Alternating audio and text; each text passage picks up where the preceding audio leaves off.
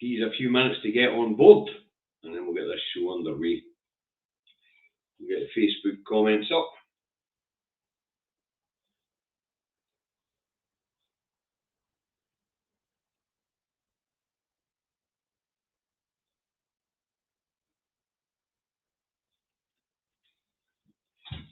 Well, looks like it's going to be a slow day. Maybe people are out enjoying the sunshine after the last couple of days of rain. Hi, Robert.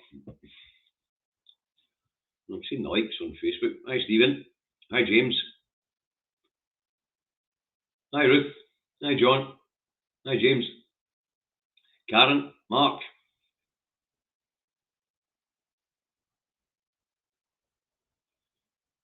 Good afternoon, Nathan, Alistair, Stella, Stephen. Who else you got here? Hi, Gillian. Hi, Linda. Hi, Lorraine. Mark, Fiona. Hi, Elizabeth. How's things in Duisburg today? Alan, Neil. Who we got here? Hi, Davey. Hi, David McKenzie, Martin, Brian, Sandra, Indy Scott, Brian, Graham. Numbers are rising nicely. Hi, Sandra, Joey, Maggie. Hi, Maggie. Hi, Brian. Hi, Gingers.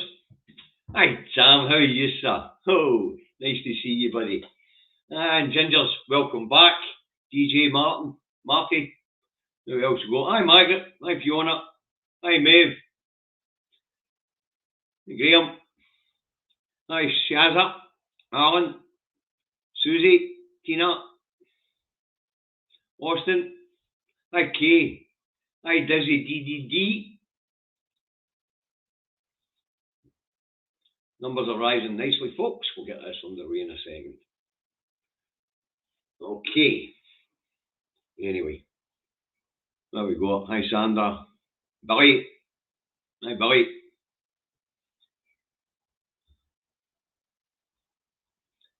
Lenny, how's it going, sir? Hi, Terry. Oh, sorry, Ter.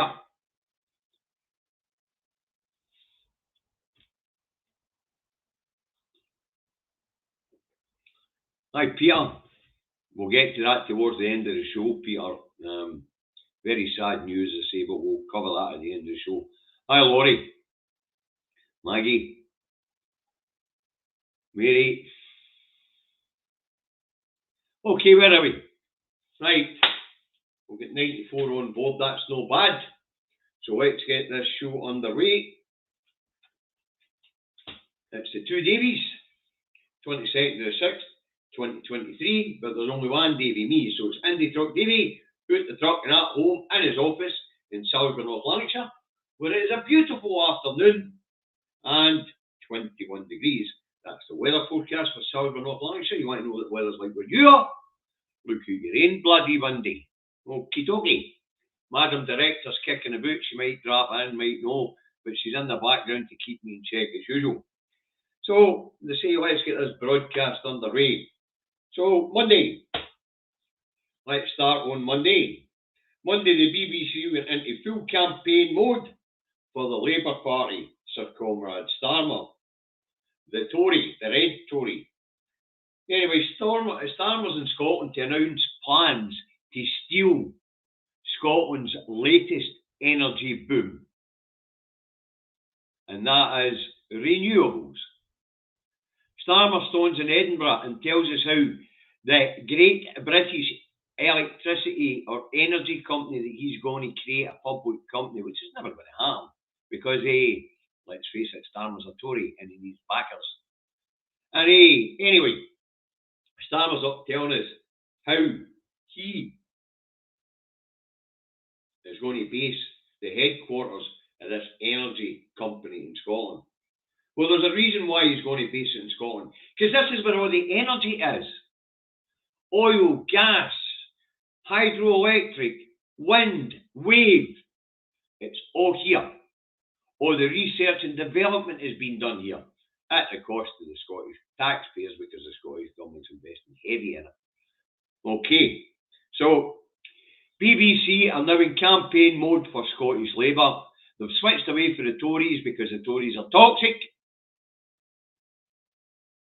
But as I say, BBC Scotland at Pacific Quay are now in full campaign mode for the Labour Party. Outrageous, because on Monday, the First Minister of Scotland, who should have been villain number one in BBC Scotland's news, was introducing another one of the series of papers on Scottish independence. This time, Humza is talking about a written constitution for Scotland. Now, in he wants it to be produced by Civic Scotland. In other words, a constitution for the people, by the people. Going to get a lot of legal egos involved in it, because a lot of our actual constitutional traditions are wrapped up in the legal system. But he wants it for the people. Now, Humza floats a few ideas of the things that should be in this constitution. The NHS and healthcare free at the point of need should be enshrined in Scots law. Workers' rights should be protected in the constitution. The right to protest should be protected in the Constitution. In fact, the Human Rights Act should be embedded in the Constitution. Simple as that. So, he floats the idea of a written constitution by the people, for the people. Now, you think that would be very important considering the national debate here in Scotland. The number one subject here in Scotland since 2012 has been independence. But BBC Scotland, who doesn't represent Scotland, is pushing the agenda of its Westminster masters. In this case, the Tories are toxic, so it's Labour they're pushing. But BBC is in full propaganda mode. Also, Monday, ideally blasé. I'm glad you could join us again. I hope you enjoyed the show. I've had a chance to talk to you, Darren. Anyway, also Monday was the carry on down the road, where we had the debate and a vote on the Privilege Committee's ruling that Boris Johnson, if he hadn't quit, should have served a 90-day suspension, which would have triggered a by-election. But as we all know, Johnson's a coward, so he ran away from it. He didn't allow his constituents to pass judgment on him. But now I listened to the whole thing, believe it or not, went on right late on into the night. Most of those who spoke to say that they were going to endorse the Privilege Committee report. About 7 or 8 Tories stood up to say it was a kangaroo court. Some of their contributions were disgusting. Jacob Rees-Mogg was a muppet man. But he got it in the neck. He tried to discredit Harriet Harman, and she made it quite clear to him, hey, it was your government and this parliament. I went and asked them, because of my tweets, should I continue or should I stand aside? And it was your government that said continue. So, late on in the night, must have been after 11 o'clock, I think it was, we had the vote. And of course, the committee's findings were passed, agreed with. 300 odds voted in favour of the committee's recommendations, even though it wasn't that important, or in favour of approving the committee's report, because of course the punishment couldn't be dished out, except of course withdrawing Bojo's pass, Westminster pass, so he won't get access to the parliamentary estate. But out of the 600 odd MPs, 200, I think it was 224 Tory MPs didn't show up to vote at all. Now up here in Scotland, we've got people screaming at the SNP to boot Nicola Sturgeon out of the SNP, even though she's not done anything wrong. By contrast, of course, down that road, we don't hear a peep out of the Tories about kicking Bojo out of the party, do we? Not a word. So, believe it or not, there is always a chance that this Muppet could come back again. Highly unlikely, but there's always a chance when some water's flowing under the bridge. But Bojo, the clown, could make a comeback. But where's the calls in the UK press? Although we know it's pretty Tory bias at this point in time, where's the calls in the press to have Sunak drum Bojo out the party? We've got a press pack up here hounding the SNP to boot a woman that hasn't done anything wrong out the party. But a convicted criminal and a proven liar, Tories do nothing. Free to make a comeback at any point later when the waters went under the bridge. You couldn't make it up. And I mean, you couldn't make it up. Right. That's subject 1 and 2 of the road. Let's move on to Tuesday. Tuesday was a busy day. First day, the Alpha Party announced that an eminent legal eagle has said that the Supreme Court judgment was out of order, and it had interpreted the international rules on the right to self-determination incorrectly. Now, in my feed, when I said I was coming live today, somebody's put a wee passage up for the Supreme Court ruling saying that Scots don't have the right to self-determination because we have political representation as a minority. We're not a minority. Scotland's a country. We're a people. And this professor, McHugh Goodale, says that the Supreme Court was wrong. He also says there's two routes, obvious routes under international law to independence. And he states that another state could take our case in front of the United Nations on our behalf.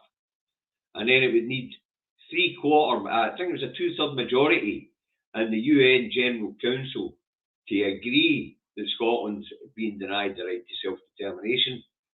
And then the route would be the International Court of Justice. But we've already spoke about the idea of going to the UN and the International Court of Justice.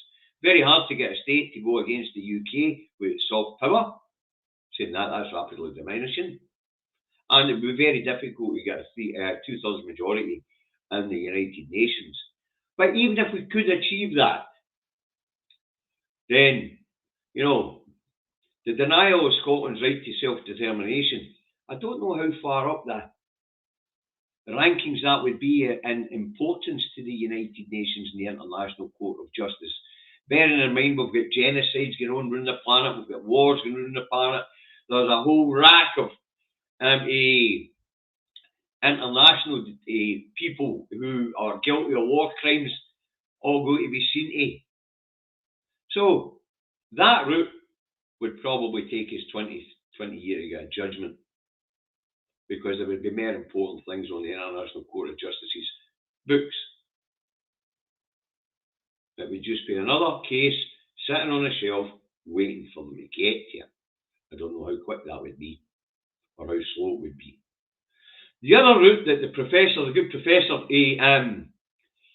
advocates is that we set out another parliament, basically. That we hold an elections to our citizens' assembly from a wide diversity of people across Scotland, and provided there's a pro-independence majority there, then just declare, i.e. Universal Declaration of Independence. Now, there's a couple of problems with that one, as been pointed out by King's Counsel, Roddy Dunlop, who is a pro-independence supporter. Now, what he said is, who would run the elections to this assembly, this citizens' assembly? And more importantly, who would recognise this citizens' assembly? And the unionists won't come to the table. You'll guarantee you have a majority. But, I mean, it'd be quite easy today. What you would do is you set up the regions of Scotland, as in the regions as laid out by the Scottish Parliament, as if you're elected in the second chamber. Where we get our list MSPs for.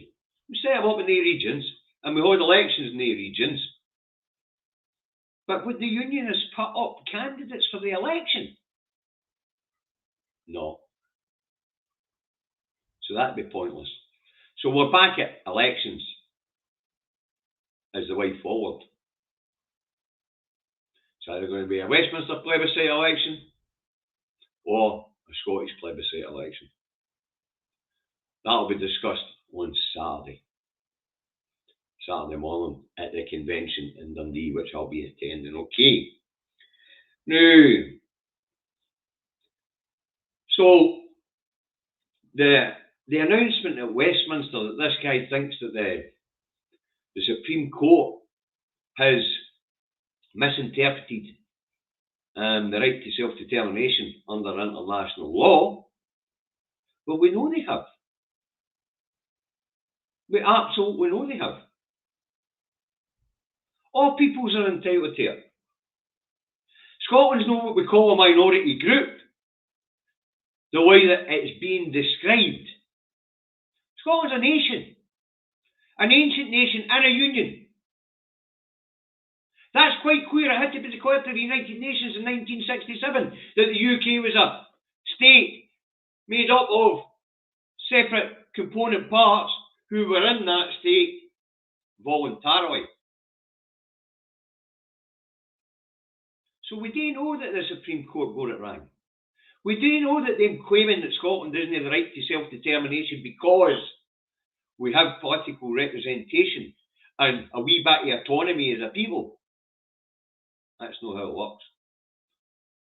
So the good professor's right on one thing, and that is the Supreme Court ruling that Scotland doesn't have the right to self-determination the same way it says Quebec doesn't, which is absolutely incorrect. We have the right to self-determination. But because of the traps laid out in the Scotland Act, Westminster's stolen our it's claiming sovereignty. It doesn't have sovereignty over the people of Scotland. Even the monarch down that road signs what's called the claim of right to recognise the Scottish people have the right to remove him and replace him with somebody who best suits their needs. And of course, Westminster Parliament in 2018 had previously accepted and on 1989 it accepts that Scotland, in the second claim of right of 1989, has the right to choose the form of government that suits its best. So we know the Supreme Court overstepped its bound. And the other thing is, people are not bound by domestic laws in another country. Scotland has its own laws. And there's various groups at the moment in Scotland who are going to sue the Scottish Government and the Westminster Government with this. And Charlie could find his behookie off the throne. But as I say, the contribution for Professor Corkudale was interesting, but it wasn't something we didn't already know. We knew that. That's why we have to rely on Section 79 to 81 of the Supreme Court's rulings to move forward. If you've not read it, I suggest you do. We've got water under the bridge since the announcement was made early this year. Section 79 to 81 recognises there's power at the ballot box. If Westminster holds the power to deny us a referendum under Section 30 of the Scotland Act, that doesn't change the fact there's power at the ballot box. So it's either a plebiscite Westminster election or a plebiscite Scottish election. As you know, I'll be pushing for a mandate at the Westminster election to hold a Scottish election. That way the 16, 17-year-old Europeans, in fact everybody who's resident in Scotland, has the right to vote. No. Because in a Westminster election, we're going to lose out on a lot of people who don't have identification. They're not going to get a vote. 16 and 17-year-olds won't get a vote. In a Westminster election, the European citizens won't get a vote. So, on Saturday at the conference, I'll be pushing for it to be a Westminster election to give the Scottish Parliament the mandate to hold a plebiscite, a Scottish election. on the subject of Scottish independence. I also want it to be made clear to Westminster, so they get it through this heat, that from this day forward, every election in Scotland will be about independence. Every election. Everyone. Council elections, Scottish Scottish Parliament elections, Westminster elections. Everything will be about Scottish independence. Every election going forth. Because eventually democracy must out. Eventually democracy must out. And every time they refuse to recognise the democratic will of the people of Scotland, then that soft power that they're keening on the international stage, it dries up even more. It dries up even more. So, when they talk about, because right now, the international community is looking at Westminster and thinking, nah, the UK isn't democratic. That's why we have devolution in the first place. The Council of Europe looked at the UK and said, no, that's not democratic. But the traps that were put into the Scotland Act, 1998, I don't see why the Scottish Parliament isn't just firing away Section 30 and Section 35, because they have the power to change the Scotland Act, the same as Westminster does. Well, of course, if we change the Scotland Act up here, they just put their clauses back and down that road. So it's going to be a battle royale. But it's time for the SNP to get on battle footing. And it's time for the SNP to make it clear that every election going forward will be about independence. They said there would be a referendum. So they weren't going to grant us another referendum. Well, let's give them a referendum in the form of every election. Every election going forward.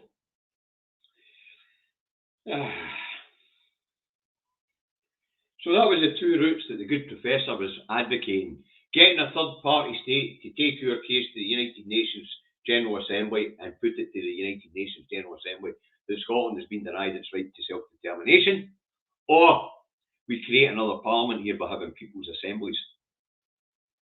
But as I say, the problem with that side, the problem with that is unionists are not put candidates up for election to that assembly. Right, let's move on. Also on Tuesday, Nicola Sturgeon returns to Holyrood, where she's met with the press pack demanding that she leaves the SNP. And Nicola tells them no. Then the press pack try to press her on whether she thinks her husband's done anything wrong. She refuses to answer, and I know why. Because they only have to go and ask her husband.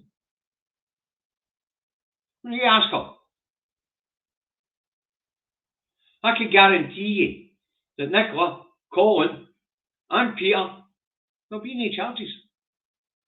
This is trumped up and being dragged out to try and undermine the SNP at this next election, the Westminster election. And what will happen is once this election's over, they'll shelf it until there's another election.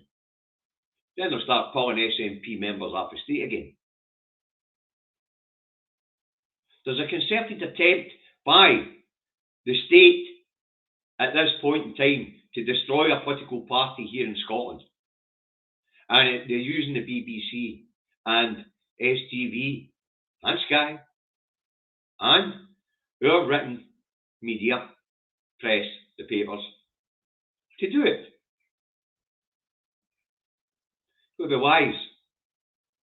Don't believe a bloody thing.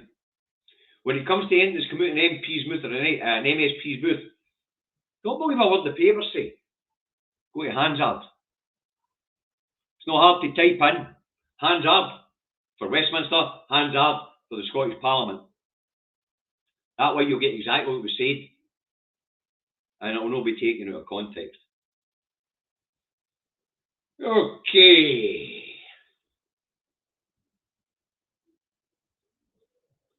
Peter, see this idea, that's why one indie candidate in each seat for Westminster makes sense. No, it doesn't. I keep having to say this, and people don't seem to understand this. They only recognise the SNP. We have a majority in the Scottish Parliament at the moment, made up of Greens and SNP. But because it's not SNP majority, they claim it doesn't count.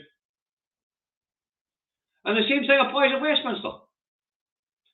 In Westminster, you've got 2 Alpa MPs, umpteen SNP MPs. They don't recognise Alpa as being a party of independence. They don't recognise Alpa at all. They don't recognise the Greens here in Scotland. They don't recognise the Alpa at Westminster. Anybody that thinks that this mob are democratic and in any way recognise, in any way would recognise a coalition of independent parties, you're wrong. You're wrong, your heads. That's not going to work for a Westminster election. Maybe it'll be able to work for Holyrood election, but definitely not for the Westminster election. He's not recognise anybody else. There's no an SNP majority. It's just not happening. Right goes, eh? Anyway, so Nicola's back in the Parliament, and the press are trying to hound her out of her position. I don't have a plan, Chris. I've just said what I would like. I would like every election going forward to be a single issue election for the SNP. So she's back in the Parliament, and the press back here in Scotland are trying to get her drummed out of the SNP. Bojo, the criminal clown in England, and there's nobody in the press pack down there hounding Sunak to throw Bojo out the Tory party. Christine, you're late. Naughty step. Mind the candle. Don't burn your bahookie. Alright, let's move on. Also Tuesday here, we had the Tories call a vote of no confidence on circularity, a minister, and Green Minister, Lorna Slater. Of course, the attempt fails. So, the Tories fail in their bid a vote of no confidence in Lorna Slater. You know, and I'm glad that's the case, because it was the Tories that wrecked our deposit return scheme after getting backhanders in the form of donations from the drinks industry. But here's an interesting thing. Political donations cease to be donations when it changes policy or affects policy. Then it becomes a bribe. It's a bribe, it's not a donation. Should be an investigation into this one. So there should. But anyway, the collapse of the DRS scheme, because the Scottish ministers bottled it and didn't do what Jenny Jones in Wales did and tell Westminster piss off. That's not what the internal market bill was set up for you to do. The totally devolved area, we're going to go with it. We're going to do it anyway. Difference is Wales is wanting to go to court. Wales is wanting to go to court and say that the Westminster Parliament had misinterpreted the Internal Market Act. As Jenny Jones has said, the Internal Market Act doesn't give England a veto over what Scotland, Wales or Northern Ireland wants to do. Any more than it gives Scotland, England, Wales and Northern Ireland a veto over what England wants to do. So, but the outcome, here's the outcome of Alistair Jack's bribe for the drinks industry. I believe it was about 20 grand. Yeah, 20 grand. And here's what it did. It put 40 people on the brew. Circularity Scotland into administration. The Scottish Investment Bank is probably going to lose the £9,000 it invested in the scheme. And the Scottish Investment Bank has been making profits so far. And all that's all you need is 20 grand to put 40 people on the brew, collapse the scheme, see the Scottish Government likely be sued by the drinks industry that paid that 20 grand to collapse the scheme. And it will see £9 million of taxpayers' money which was invested in the scheme pissed up against the wall. See, this is how the union undermines Scotland. We will now have the drinks industry sue us. That's money that's coming out of public services. as we have to pay that money to compensate them. So the very actions of Alistair Jack hasn't just put 40 people on the brew, hasn't he just collapsed circularity Scotland. What it's also done is seen £9 million disappear from our National Investment Bank, and we're probably going to see the drinks industry sue for millions.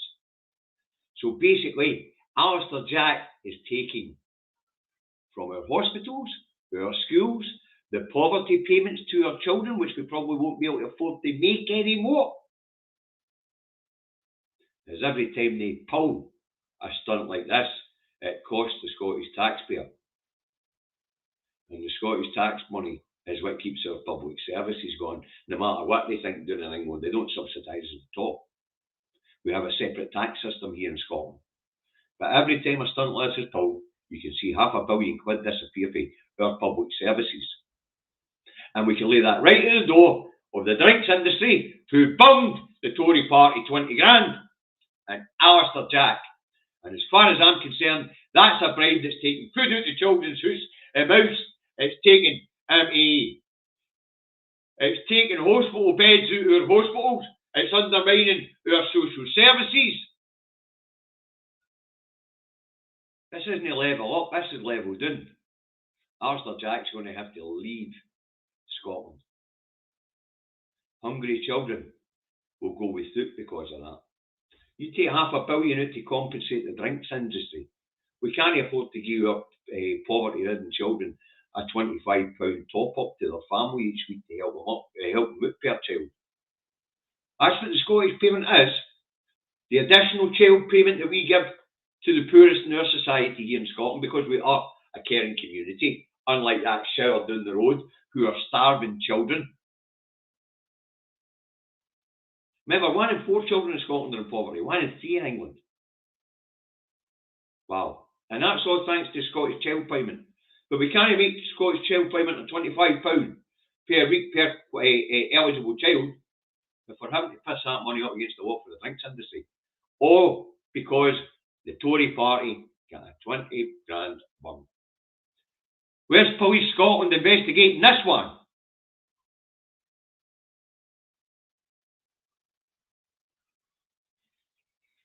So that's the consequences of what Jack did and what the Tories up here did for a small bung from the drinks industry. Right. Okay. Also, this week, as we move on to Wednesday, John Nicholson, SNP MP, cleared of bullying accusations by Mad Nadine Dorris. Man, this woman's flipped the lid.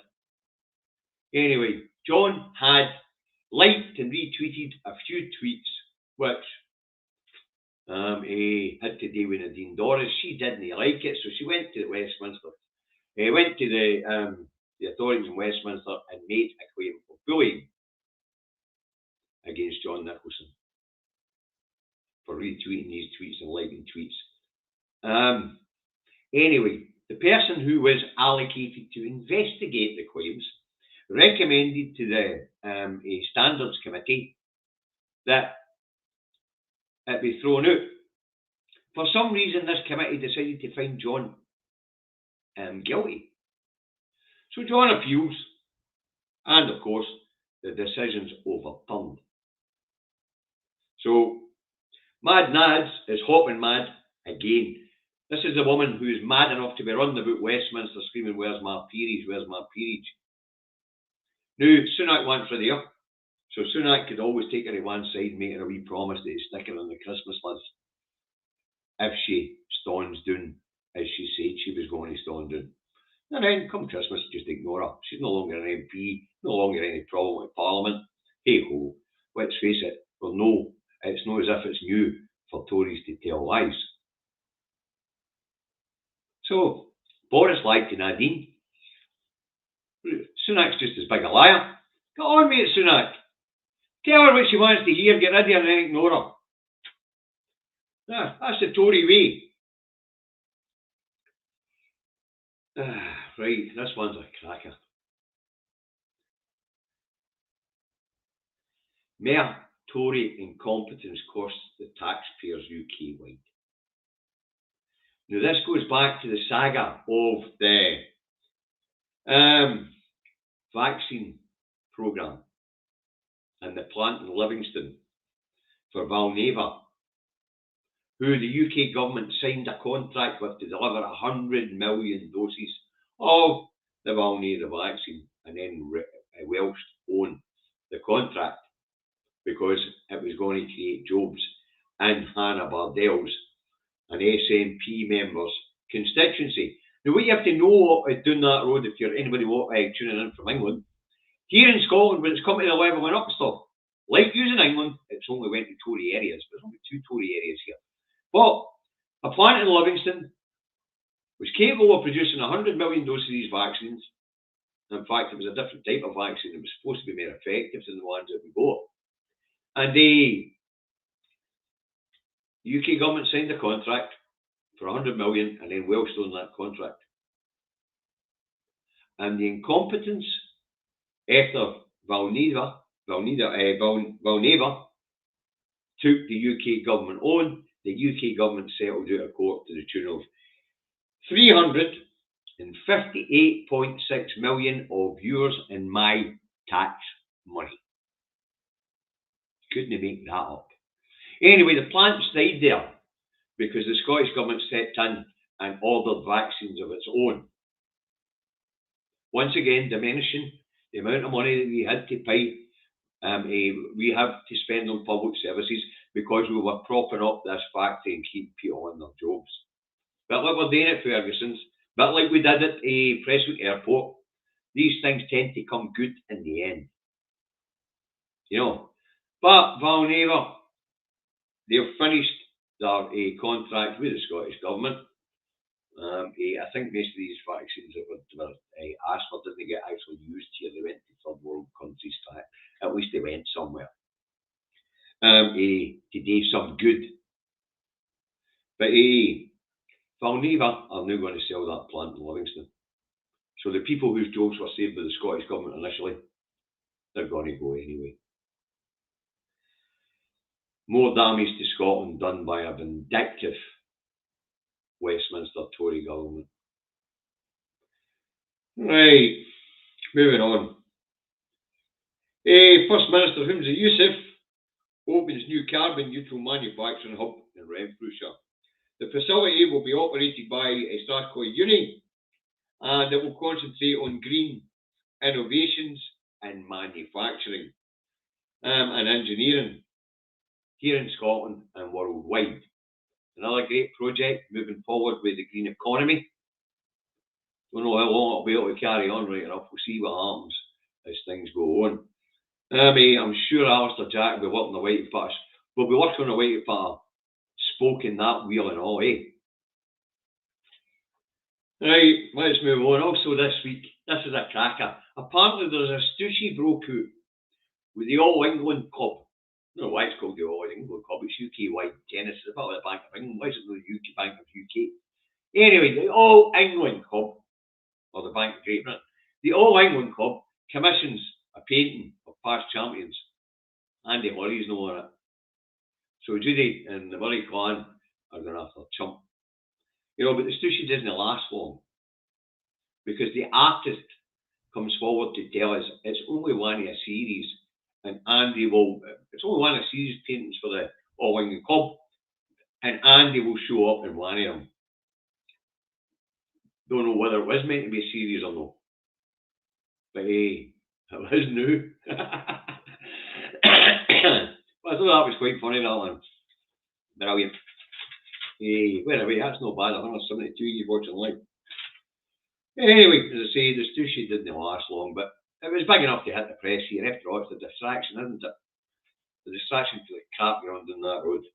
Alright, moving on. And Peter Grant, MP, to stand down at the next election. The SNP MP for Glenrothes said he doubts he has the mental and physical capacity to continue a full term of the next Parliament.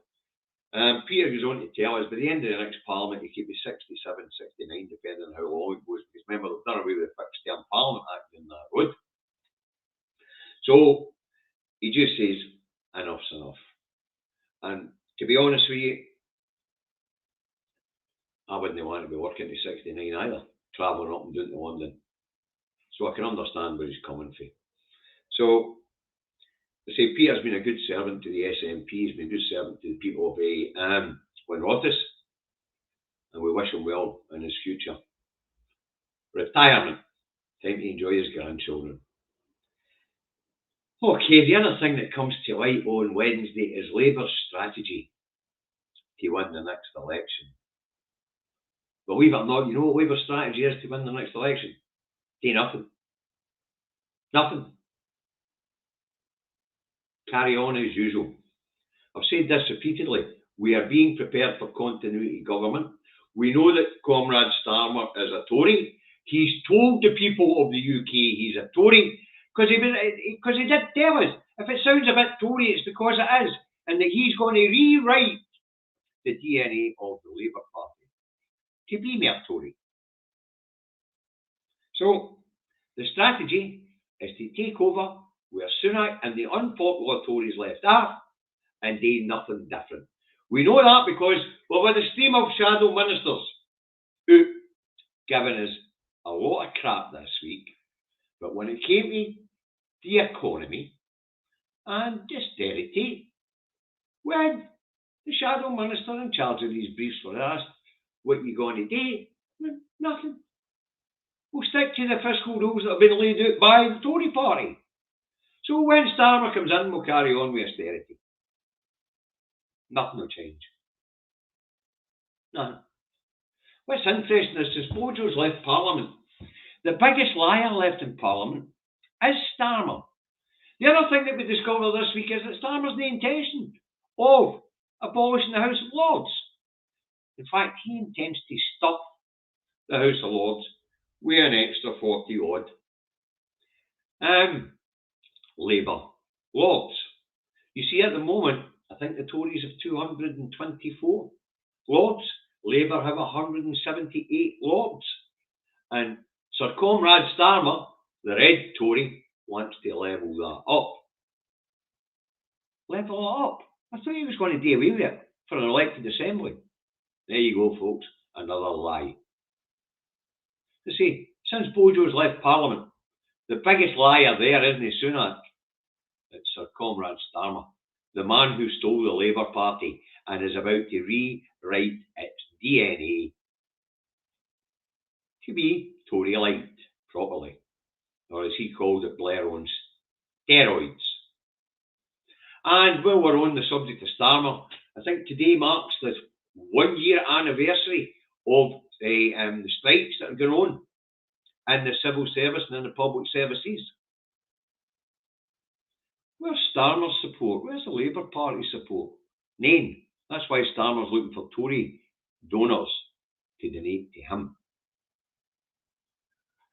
And that's why he's moving the Labour Party right. He's abandoning the trade union movement. He's abandoning working people. We've heard him say himself, he's no leader of the party for the poor. He's no leader of the party for the workers. He's moved to Middle England. He's wanting to woo the money, so he doesn't have to rely on money for trade unions and things like that.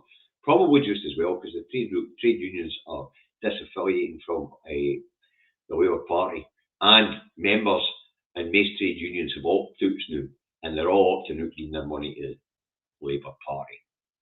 Why would you give money to the Labour Party? What support have you had for the Labour Party over this cost of living crisis if you're in a trade union? Nothing. Starmer wouldn't even let his people go on the picket line. The other thing we learned this week is the reason why Starmer wants to throw 40 odd new Lords into the Lords is because he intends to bring them back as government ministers. Because apparently he considers there's only about 10 people in the Labour Party, in the Commons, who are actually capable of taking up ministerial roles.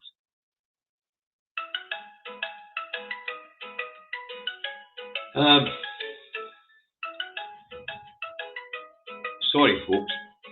I am going to have to take this one. I don't know. I'll phone it back.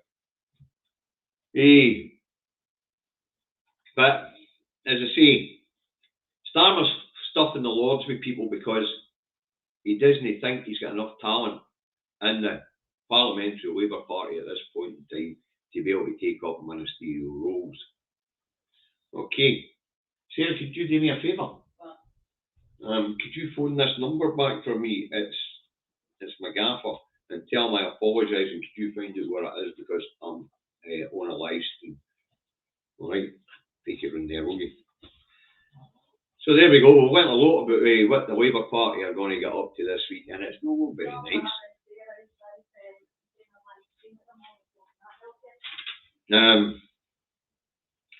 Right, let's move on. Now, this one's an interesting one, folks, and it could see Scottish ministers go to jail.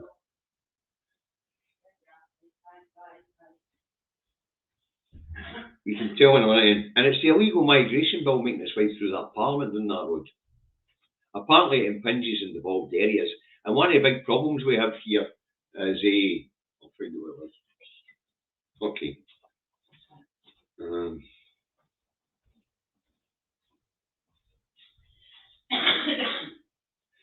So, where was I? I do beg your pardon, folks, that threw me off. So the illegal migration bill down there. Now, there's a problem for the devolved nations, especially Scotland, because we have enshrined the ECOHR into Scots law. Now, what's the ECOHR? It's the European Convention on Human Rights. We have enshrined it into our laws. So when this illegal migration bill comes in, it's going to affect Scots law, where it shouldn't be able to. And basically, when they take away the rights of people who have been trafficked in England and unaccompanied children in England, if Scottish ministers comply and don't provide the necessary aid for people who have been trafficked or unaccompanied children, they'll be breaking our law. Our law. And that could see them in court.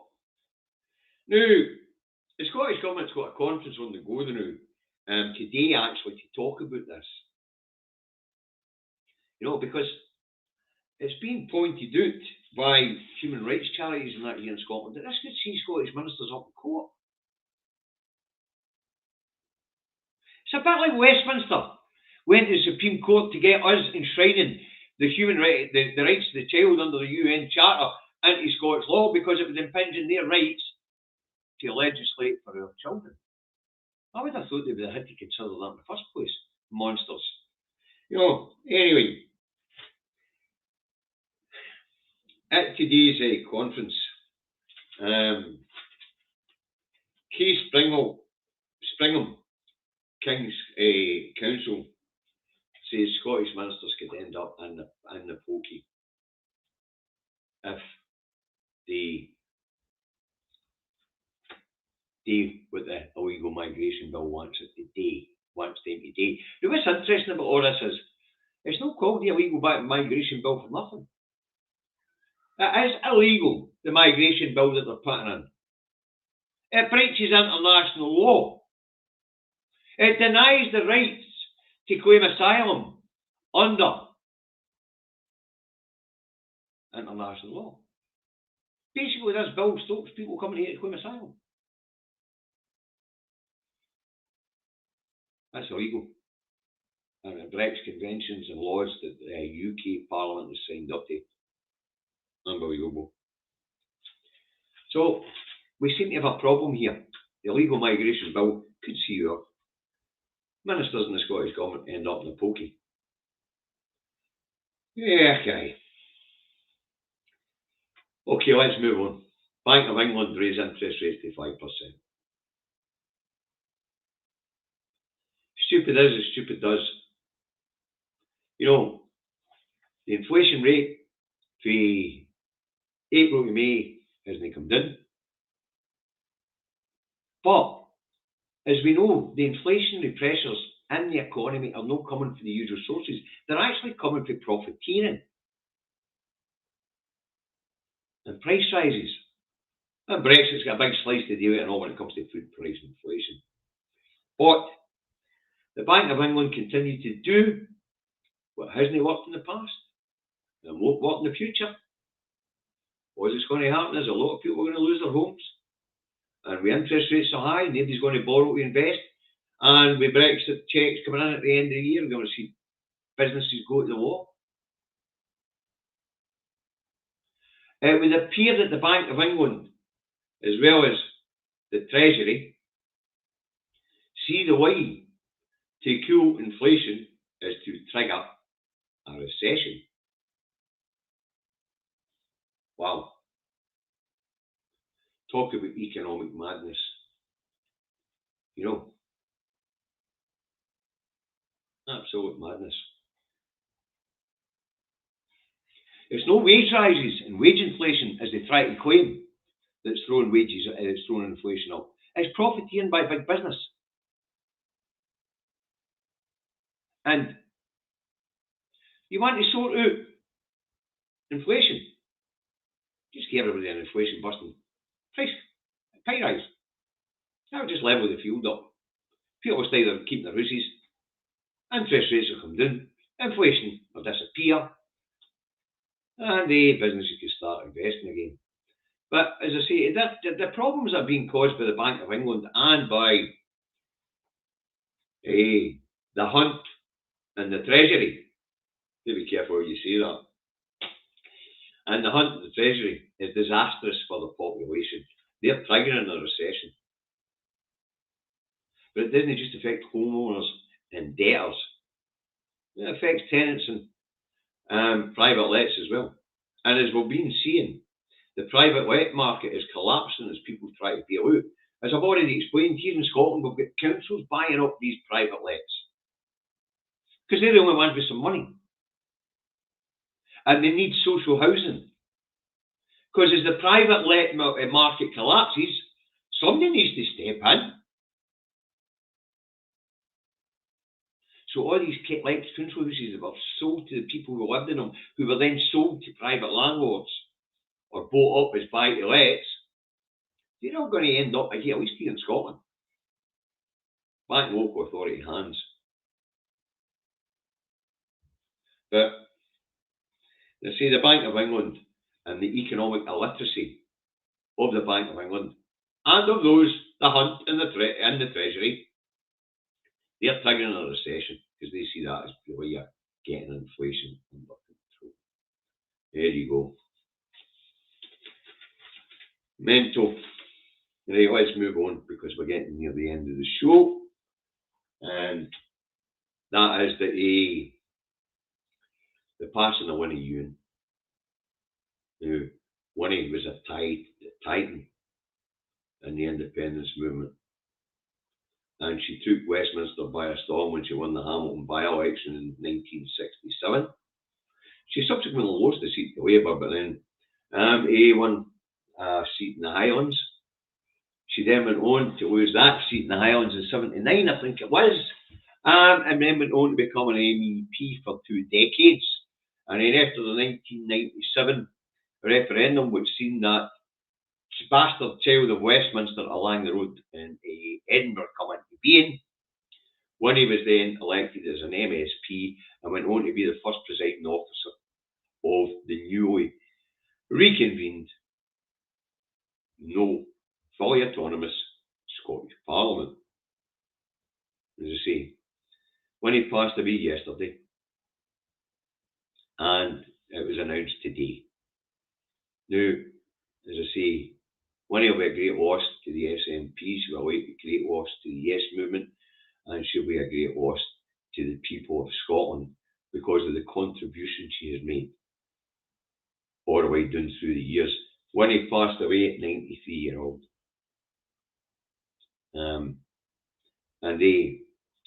our thoughts and condolences are with her family at this point in time.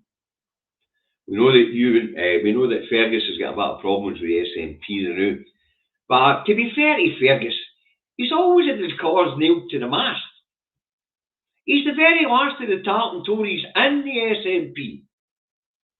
He's lasted well. As the SNP have moved further and further to the left, Fergus has been standing there like a throwback to when the SNP were Tartan Tories. You know. But to be fair to Fergus, I don't think they should have moved the whip. I don't think they should have moved the whip for him. The MSP should vote on their conscience.